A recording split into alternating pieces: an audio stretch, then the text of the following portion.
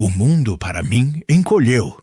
Deixou de ser o quintal com cheiro de terra molhada, a rua barulhenta da vizinhança ou os estádios lotados que eu via pela televisão. Meu universo, agora, tem as dimensões exatas desta cama de UTI. Meu céu é o teto branco, manchado e sem graça, com suas placas de isopor que parecem nuvens quadradas e tristes. Minhas estrelas são as luzes verdes e vermelhas dos monitores que piscam sem cessar, ditando o ritmo fraco e teimoso do meu coração. Tenho 80 anos e estou preso, não atrás de grades, mas dentro do meu próprio corpo, uma carcaça velha e cansada que decidiu se rebelar. Depois de uma queda feia, um tombo bobo na calçada, minha cabeça bateu forte e uma sombra, um silêncio, desceu sobre mim. Os médicos chamam de estado de consciência mínima. Eu chamo de prisão. Eu ouço tudo. Ouço o bip das máquinas, o zumbido do ar-condicionado, o rangido das rodas do carrinho de medicação. Ouço os sussurros dos médicos no corredor, as suas palavras técnicas e distantes sobre o meu prognóstico. Ouço o choro contido da minha nora, Nadine, quando ela pensa que estou dormindo.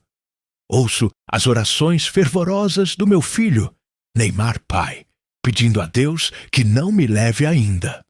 E ouço a voz do meu neto, do meu Juninho, que vem de longe, através de um telefone no viva-voz.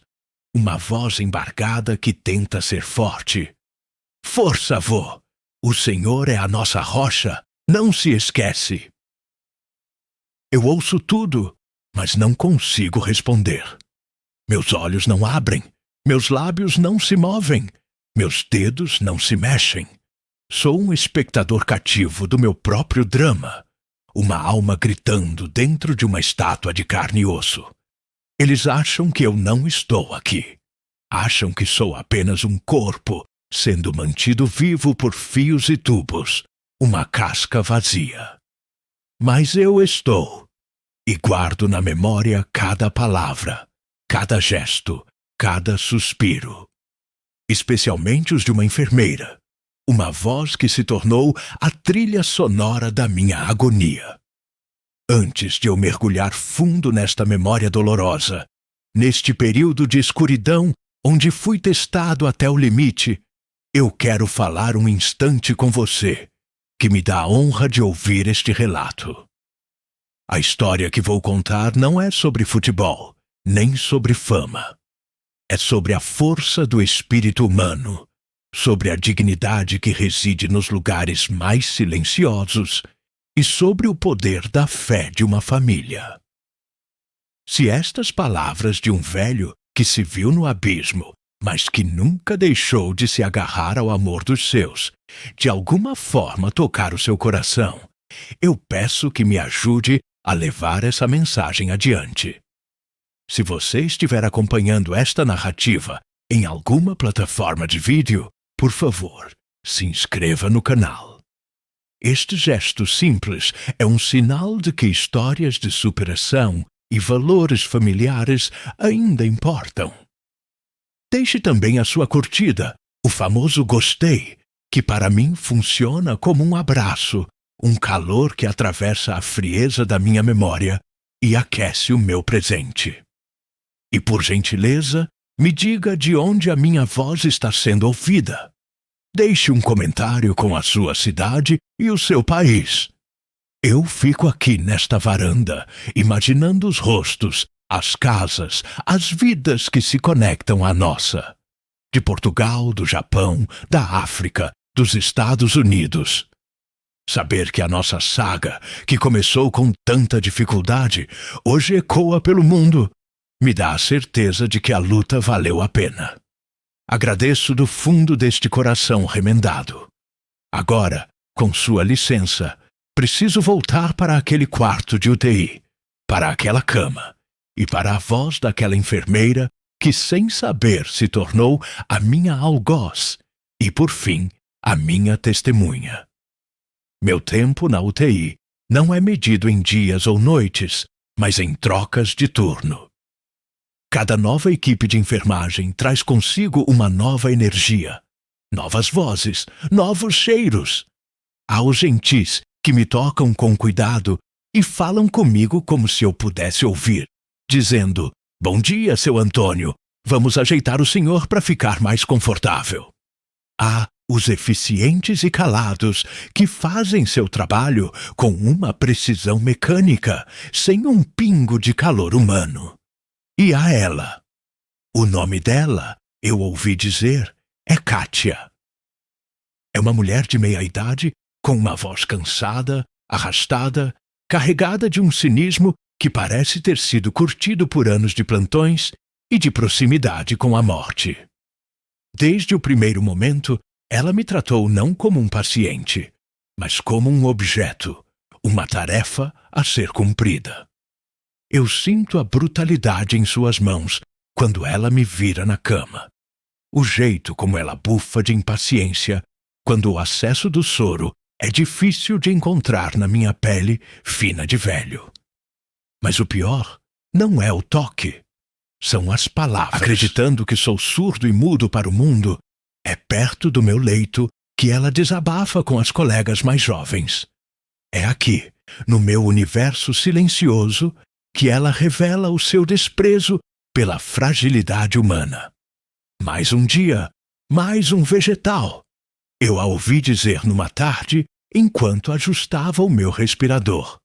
A família fica aí, gastando uma fortuna, rezando, e para quê? Para manter um corpo quente. Não tem mais ninguém aí dentro.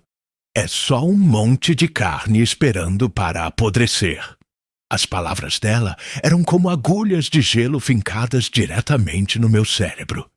Eu queria gritar, queria berrar que eu estava ali, que eu ouvia sua crueldade, que eu tinha uma história, uma família que me amava, um neto que parava o mundo para me ligar. Mas a minha voz estava presa, afogada num oceano de paralisia. O desespero era uma onda que me engolia. Eu estava indefeso, nu, sujeito ao julgamento de uma pessoa que via em mim apenas um fardo, um leito ocupado desnecessariamente. Os dias se arrastavam nesse ritmo de tortura silenciosa. Minha família vinha nas horas de visita. Traziam o cheiro do mundo lá fora, o calor de suas mãos, as notícias do Juninho. Meu filho contava sobre o último jogo, sobre o gol de placa, a assistência genial. Ele dedicou para você, pai. Olhou para a câmera e mandou um beijo. Disse que era pro avô dele, a força dele. E eu, do lado de dentro da minha prisão, chorava sem lágrimas. Era um misto de orgulho avassalador e de uma agonia profunda por não poder compartilhar daquela alegria, por estar ali, sendo chamado de vegetal por uma estranha. Nadine, com sua fé inabalável, lia trechos da Bíblia para mim. E a sua voz era um bálsamo, um contraponto à acidez da voz de Kátia. Ela rezava, e eu rezava junto, em silêncio, pedindo a Deus não apenas pela minha cura, mas por uma chance, apenas uma, de mostrar a todos que eu ainda estava ali. A crueldade de Kátia atingiu o seu ápice numa noite particularmente difícil. Havia uma agitação no corredor, uma emergência. Ela entrou no meu quarto apressada, com outra enfermeira mais nova. Precisavam de algum equipamento e ela estava irritada. "Pega logo isso! Anda!" ela disse para a colega. A moça, nervosa, esbarrou no suporte do meu soro que balançou. Cuidado para não estragar a decoração do quarto do vovô celebridade. Kátia ironizou. A família pensa que dinheiro não compra milagre ser o Neymar. Quando chega a hora, vira defunto igual a todo mundo. Aliás, esse aí já está mais para lá do que para cá. É só a máquina que ainda não percebeu. Aquela foi a gota d'água. Naquele momento, uma fúria primordial, uma força que eu não sabia que ainda possuía, despertou nas profundezas do meu ser. Não era uma fúria de ódio, mas de dignidade. A dignidade de um pai, de um avô, de um homem. A minha mente, meu espírito, se recusou a aceitar aquele último de alguma forma eu iria responder. Não sabia como, nem quando, mas eu juntei cada pingo de vontade que me restava, cada memória do amor da minha família, cada imagem do meu neto correndo em campo, e foquei tudo num único ponto, num único objetivo. Eu iria me mover. Eu iria mostrar a ela e ao mundo que a rocha da família Neymar ainda não tinha virado pó.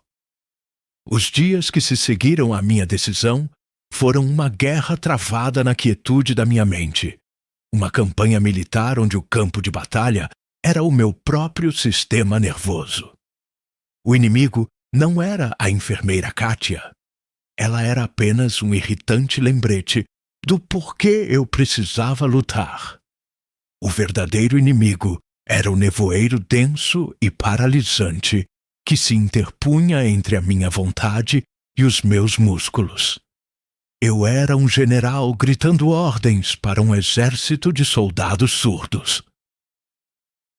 Eu me concentrava, reunindo toda a minha consciência num único ponto, e enviava o comando mais simples que podia imaginar. Dedo, mexa-se.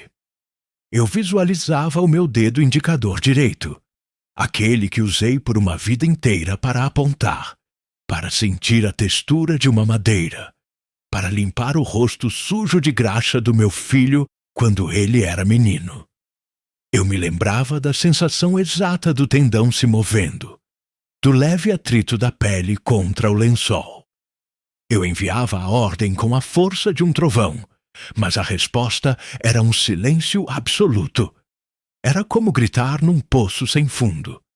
Não havia eco, não havia resposta, não havia o menor sinal de que a minha mensagem havia chegado ao seu destino. A frustração era uma tortura física, uma coceira na alma que eu não podia coçar. Nos primeiros dias, o desespero quase me venceu. A voz de Kátia continuava sua ladainha de desprezo. A pressão está caindo de novo. Eu a ouvia dizer para uma colega. Não vai durar até o fim de semana. É só uma questão de tempo até essa família de gente famosa cansar de bancar o teatro e deixar a natureza seguir seu curso. Cada palavra dela era como um chicote, mas em vez de me fazer encolher, ela alimentava uma brasa de fúria dentro de mim. Natureza! Eu pensava no meu silêncio eloquente. Você não sabe nada sobre a minha natureza. A minha natureza é lutar. E eu voltava à minha tarefa, à minha guerra particular. Comecei a usar as memórias como combustível. Eu fechava os meus olhos mentais e me transportava para fora da UTI. Eu me via na minha antiga oficina, as mãos mergulhadas nas entranhas de um motor. Eu sentia o peso de uma chave de boca, a resistência de um parafuso enferrujado, a satisfação de fazer uma máquina morta voltar a roncar. Aquelas eram mãos que criavam, que consertavam, que obedeciam. Elas não podiam ter me abandonado para sempre. Eu me lembrava de segurar a mão do meu neto, Juninho, quando o ensinei a andar. A mãozinha dele, pequena e macia, envolvendo o meu dedo com uma confiança total.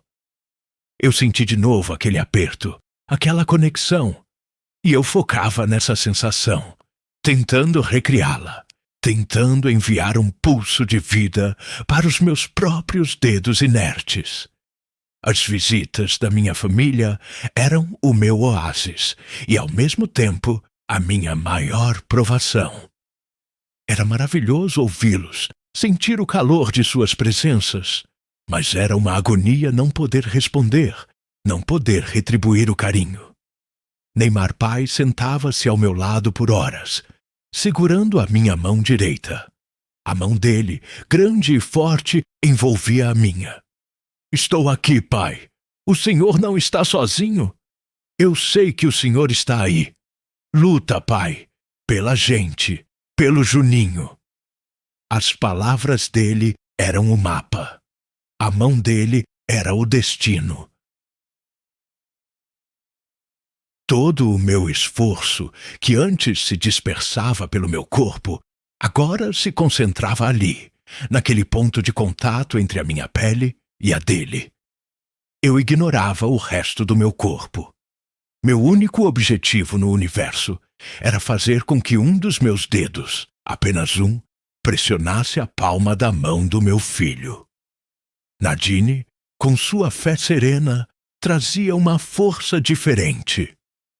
Deus está testando a sua força, meu pai, ela dizia, enquanto passava um pano úmido na minha testa.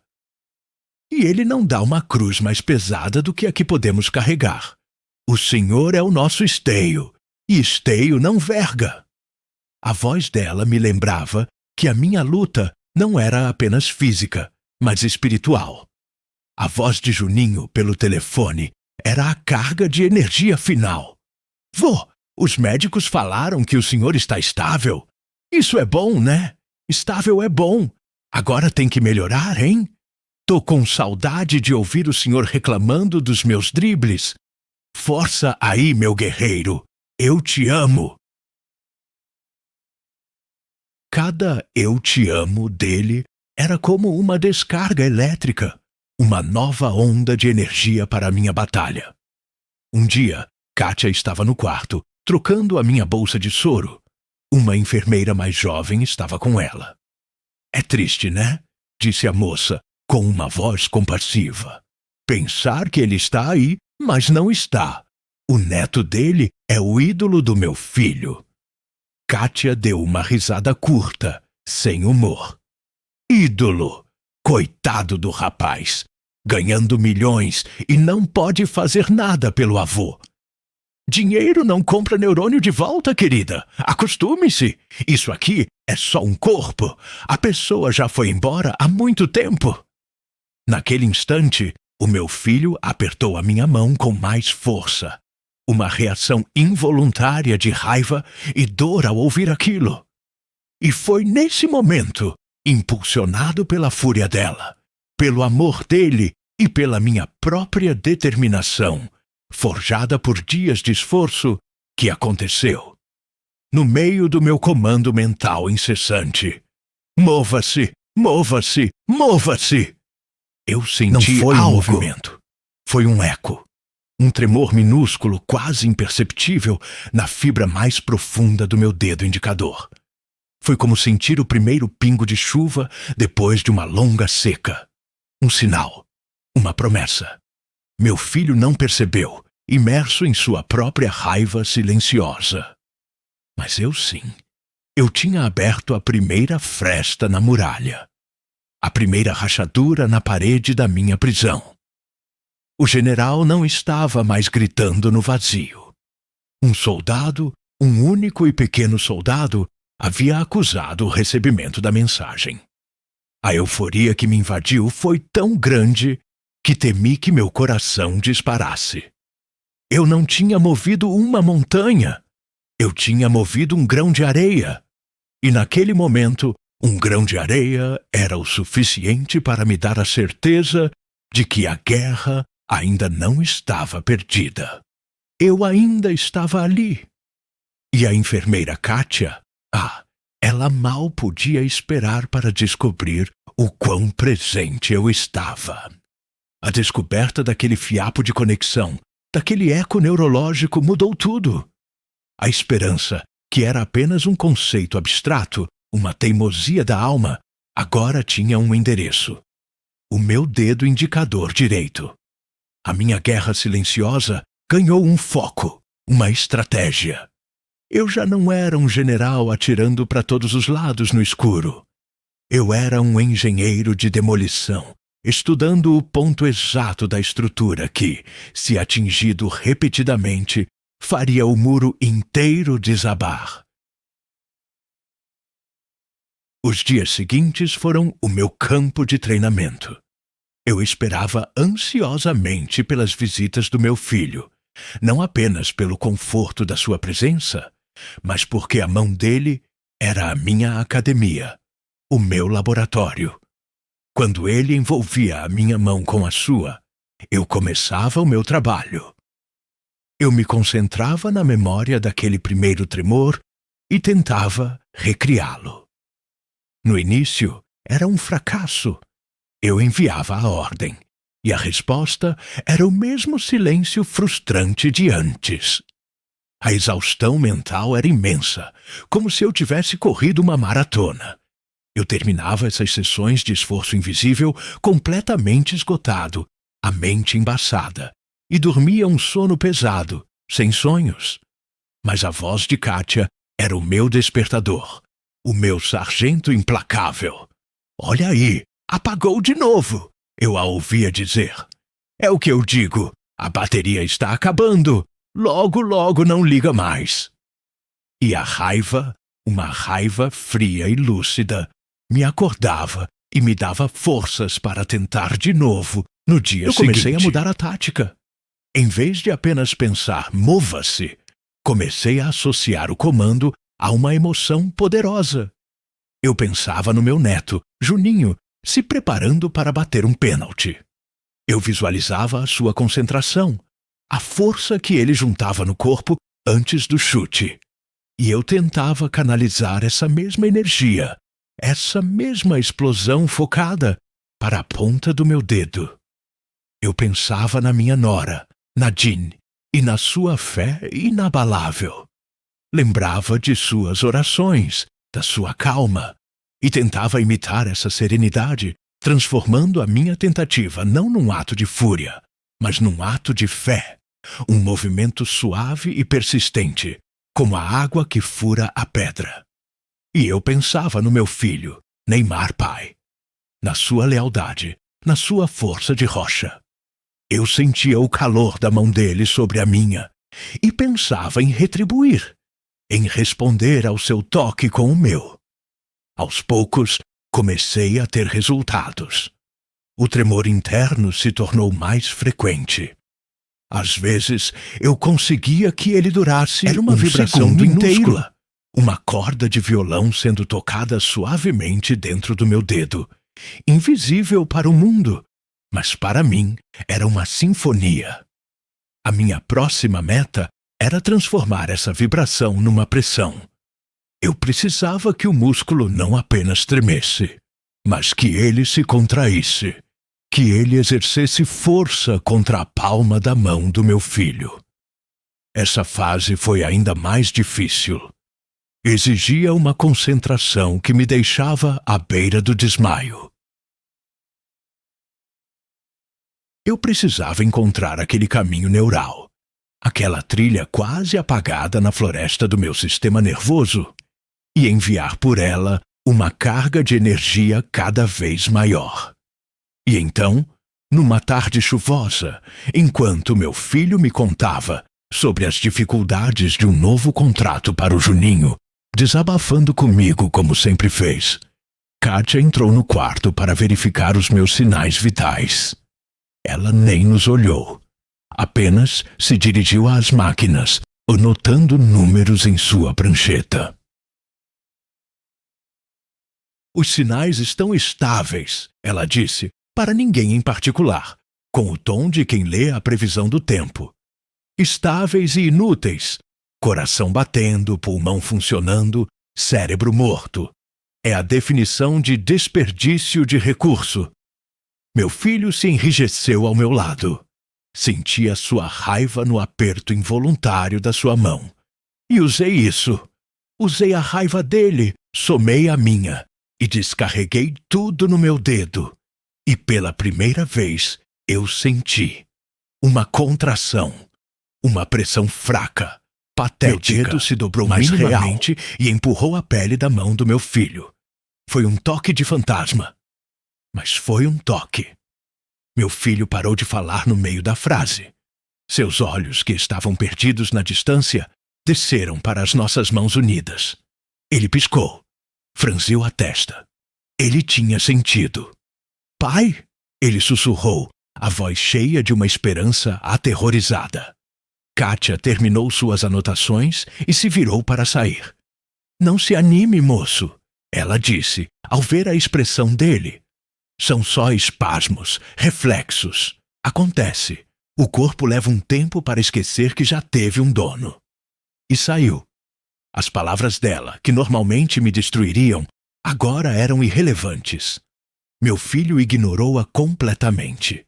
Ele se inclinou sobre mim, o rosto a centímetros do meu. Pai, foi o senhor? O senhor apertou a minha mão? Por favor, pai, se o senhor estiver aí, se estiver me ouvindo, aperta de novo, por favor. O pedido dele era uma súplica desesperada. Eu estava exausto. Aquele único aperto tinha me custado quase toda a energia que eu tinha. Mas eu não podia falhar com ele. Juntei o resto das minhas forças. Lembrei do sorriso do meu neto, da oração da minha nora e da cara de desdém daquela mulher. E com a força de um gigante adormecido, eu ordenei. E meu dedo obedeceu. Um segundo aperto, mais forte que o primeiro, inconfundível. Um grito de "Estou aqui", dado em código Morse. O ar saiu dos pulmões do meu filho, como se ele tivesse levado Ele levou soco. a Minha mão aos seus lábios, beijando-a repetidamente, as lágrimas escorrendo pelo seu rosto e molhando a minha pele. Ele está aqui, meu Deus, ele está aqui, ele está me ouvindo, meu pai voltou. Ele não gritou. Foi um lamento de alegria, um cântico de gratidão. Eu tinha conseguido. A muralha estava rompida. Eu não estava mais sozinho na minha prisão. Agora eu tinha um cúmplice, um aliado. E juntos nós iríamos planejar a minha fuga. Ou melhor, a nossa vingança. A vingança da rocha que se recusou a virar pó. A alegria do meu filho era uma força da natureza. Uma explosão contida para não perturbar a falsa paz da UTI. Ele beijava a minha mão, o meu rosto, e as lágrimas dele eram a chuva mais doce que eu já senti. Mas em meio à sua euforia, eu vi a mente estratégica que fez do meu neto uma potência mundial entrar em ação. Ele não saiu correndo pelo corredor, gritando que um milagre tinha acontecido. Ele se recompôs, enxugou o rosto e se inclinou novamente sobre mim. A voz um sussurro conspiratório. Pai, precisamos ser inteligentes, ele disse. Ninguém vai acreditar em mim. Eles vão dizer que foi um espasmo, que é o meu desejo falando mais alto. Precisamos de um plano. O senhor consegue me ouvir claramente, não consegue? Se sim, aperte a minha mão uma vez. Com um esforço que me deixou tonto, eu apertei. Um aperto. O código nasceu ali, naquele instante. Certo, ele continuou, o cérebro dele trabalhando a 1000 por hora. Uma vez para sim, 2 vezes para não. Consegue fazer 2 apertos, pai? Eu me concentrei e, com um intervalo de 1 segundo, enviei 2 pulsos de energia para a minha mão. 2 apertos. A confirmação. Meu filho sorriu, um sorriso largo. O primeiro sorriso verdadeiramente feliz que eu via nele desde o meu acidente. É o suficiente. É tudo o que precisamos. Durante as horas de visita dos dias seguintes, nós treinamos. Ele me fazia perguntas simples. O Juninho jogou ontem? Um aperto. Ele fez gol? Um aperto. O Corinthians ganhou? 2 apertos, e senti um leve sorriso se formar no rosto do meu filho. Estávamos nos comunicando. Estávamos em sincronia. E enquanto isso, Kátia continuava seu desfile de indiferença e crueldade, completamente alheia à revolução silenciosa que acontecia sob o seu nariz. Ela se tornou o alvo, a razão do nosso plano. Meu filho decidiu que a verdade precisava ser revelada de uma forma que não deixasse dúvidas, e que, ao mesmo tempo, servisse de lição. Ele pediu uma reunião oficial com a equipe médica no meu quarto, com a desculpa de discutir os próximos passos e o prognóstico realista do meu caso. Ele insistiu que a enfermeira-chefe do turno, que por uma obra do destino ou de Deus era a própria Kátia, estivesse presente para relatar o meu estado no dia a dia. A cena foi montada. O quarto pequeno da UTI se encheu de gente. Estavam ali o médico-chefe, um homem sério de óculos, 2 residentes, Nadine, de pé ao meu lado como uma sentinela, segurando um terço, e a enfermeira Kátia, com sua prancheta e uma expressão de tédio, visivelmente irritada por ter que participar daquela, segundo ela, perda de tempo. Meu filho, Neymar pai, estava do meu outro lado, segurando a minha mão direita, a mão da nossa vingança. Ele deixou que o médico falasse primeiro. O doutor usou palavras cuidadosas, explicando a gravidade do meu trauma, a falta de resposta aos estímulos, a probabilidade de eu permanecer naquele estado indefinidamente. Kátia ocasionalmente intervinha com um sem alteração no quadro, não responsivo. Meu filho ouviu tudo com uma calma impressionante. Quando o médico terminou, meu filho agradeceu e disse: Doutor, eu agradeço a sua sinceridade, mas eu discordo do seu diagnóstico. Meu pai não está ausente. Ele está presente. Ele ouve cada palavra que é dita neste quarto. Inclusive, doutor, as palavras que jamais deveriam ser ditas a um ser humano, esteja ele consciente ou não. O clima na sala mudou instantaneamente. O médico-chefe franziu a testa. Kátia ergueu os olhos da prancheta pela primeira vez. Uma centelha de alarme em seu olhar. O que o senhor quer dizer com isso? Perguntou o doutor. Eu quero dizer que vou provar, respondeu meu filho. E então, ele se virou para mim. Pai, todo mundo aqui precisa saber da verdade. Eu vou fazer algumas perguntas. O senhor só precisa responder com a nossa combinação. O senhor está pronto? Com toda a dignidade que me restava, com a força de cada oração da minha nora, de cada gol do meu neto, eu apertei a mão dele. Uma vez, um sim que ecoou no silêncio do quarto. Nadine ofegou. Os residentes se entreolharam, boquiabertos. O médico-chefe se inclinou para a frente, os olhos fixos nas nossas mãos. Pai, continuou meu filho, a voz clara e firme. O céu lá fora está azul hoje, está um dia de sol. Aperte uma vez para sim. Eu, que tinha ouvido Nadine descrever a manhã linda ao chegar, apertei. Uma vez. Meu neto, o Juninho, está jogando na Europa, do outro lado do oceano? Uma vez para sim. Apertei. Uma vez. O médico-chefe tirou os óculos como se não acreditasse no que via. Isso é impressionante. Ele murmurou. A consciência dele está intacta. E então, meu filho se virou e olhou diretamente para Kátia. A voz dele, que era calma, agora era feita de aço. Agora, a pergunta mais importante. Pai, nos últimos dias aqui neste quarto, o senhor foi desrespeitado? Alguém que deveria estar cuidando do senhor disse que o senhor era um vegetal? O sangue sumiu do rosto de Kátia. A prancheta escorregou um pouco em suas mãos. Seus olhos se arregalaram em pânico. Ela abriu a boca, mas não disse nada. O quarto Alguém disse inteiro que o dinheiro prendeu da a nossa respiração. família Não adiantava nada, porque quando a hora chega, todo mundo vira defunto igual. Alguém disse que o senhor era apenas um corpo, que a pessoa aí dentro já tinha ido embora há muito tempo. Meu filho repetiu as palavras dela, cada uma como um prego no seu caixão. Se isso for verdade, pai, Se o senhor ouviu tudo isso, aperte a minha mão. Aperte com toda a força que o senhor tiver.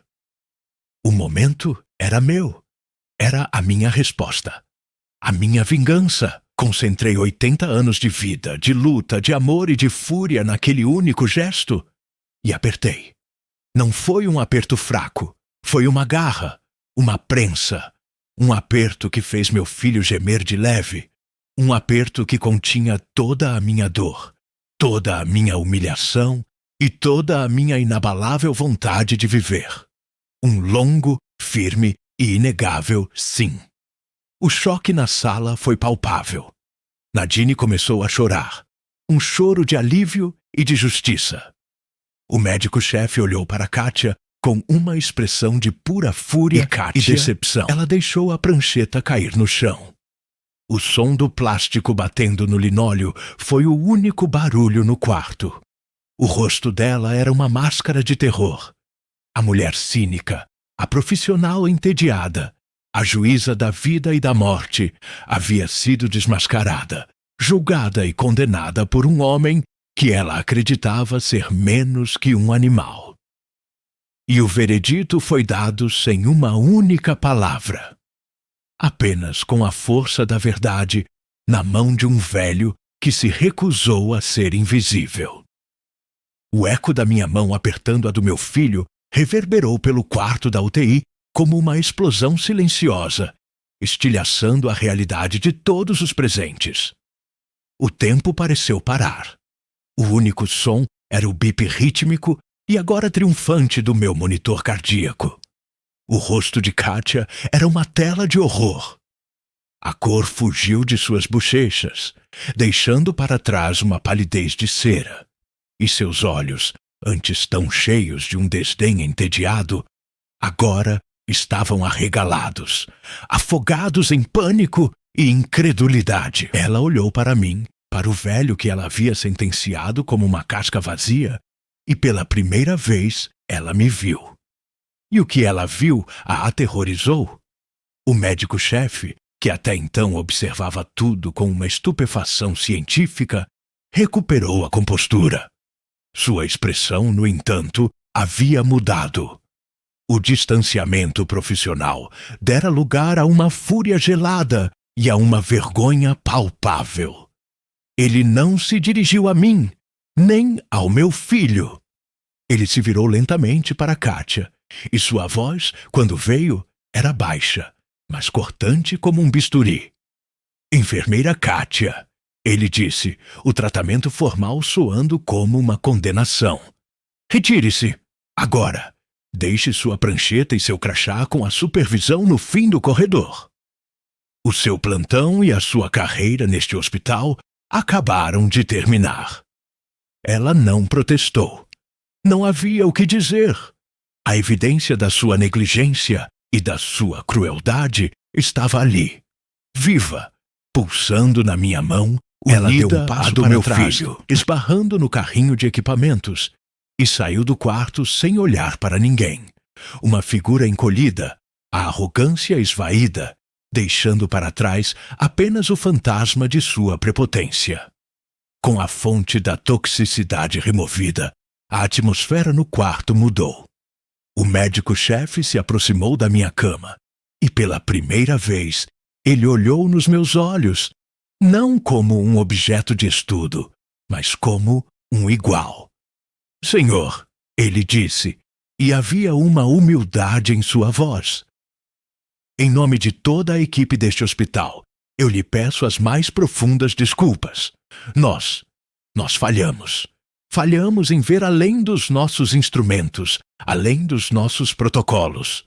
O Senhor nos deu uma lição hoje. Uma lição que eu jamais esquecerei. E a partir daquele instante, tudo mudou. Meu leito de UTI, antes uma cela de prisão, tornou-se o centro de um universo de cuidados e atenção. A notícia do paciente que respondeu se espalhou pelo hospital como um rastilho de pólvora. Eu me tornei uma espécie de lenda. As enfermeiras e médicos que entravam no meu quarto agora falavam comigo. me explicavam cada procedimento, contavam sobre o seu dia. E eu respondia, com o meu código. A comunicação evoluiu. Meu filho trouxe um quadro com o alfabeto, e com uma paciência de santo, ele passava o dedo letra por letra, e eu apertava a mão dele para selecionar. Minhas primeiras palavras, que levaram quase 1 hora para serem formadas, foram obrigado e Juninho. A minha recuperação, a partir dali, foi movida por um combustível novo, a esperança. A fisioterapia, antes passiva, tornou-se um diálogo. Consegue sentir isso, seu Antônio? Um aperto. Vamos tentar mover o seu pé? Um aperto.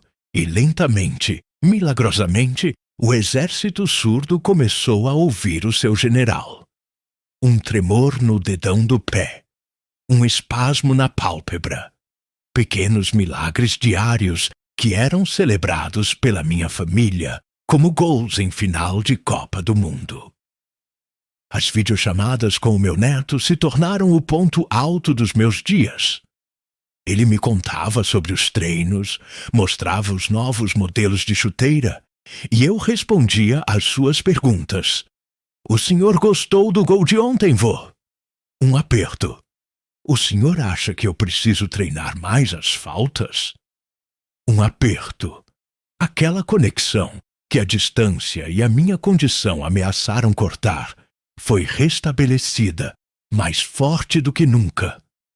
Sair da UTI e ir para um quarto normal foi como sair da escuridão para o sol. O dia da minha alta do hospital foi a minha libertação final. Ao passar pelos corredores numa cadeira de rodas, empurrado pelo meu filho, vi a vida com outros olhos. Cada rosto, cada som, cada cor era um presente que eu tinha aprendido a valorizar da forma mais dura possível. Hoje, 1 ano depois, estou aqui, sentado na minha poltrona, na varanda de casa. Meu corpo ainda carrega as cicatrizes da batalha. Ando devagar, com a ajuda de uma bengala. Minha fala ainda é um pouco arrastada. Aqui. Estou vivo e estou presente. Às vezes fecho os olhos e me lembro daquela escuridão, daquela impotência. Lembro-me da voz de Kátia. E, surpreendentemente, não sinto raiva. Sinto uma espécie de compaixão triste. Ela vivia num mundo tão pobre de espírito que não conseguia enxergar a força que reside na fragilidade. A centelha de vida que teima em brilhar mesmo quando a luz parece ter se apagado. O que ela não entendia, e o que a ciência às vezes se esquece, é que um homem é feito de mais do que carne, ossos e impulsos elétricos. Um homem é feito de amor. E o amor da minha família foi o fio invisível que me manteve conectado a este mundo. A fé da minha nora foi a minha armadura. A lealdade do meu filho foi a minha ponte. E a voz do meu neto foi o meu farol. O que chocou a todos naquele dia não foi um milagre médico. Foi a demonstração de uma verdade simples, a de que, enquanto houver amor, ninguém é um vegetal. Enquanto houver uma história para ser lembrada e uma família para lutar por você, ninguém é um caso perdido. O choque foi descobrir que a vontade de um velho teimoso, abastecida pelo amor de um neto do outro lado do mundo, pode ser mais poderosa que qualquer diagnóstico, mais forte que qualquer prognóstico. E essa é a única lição que importa.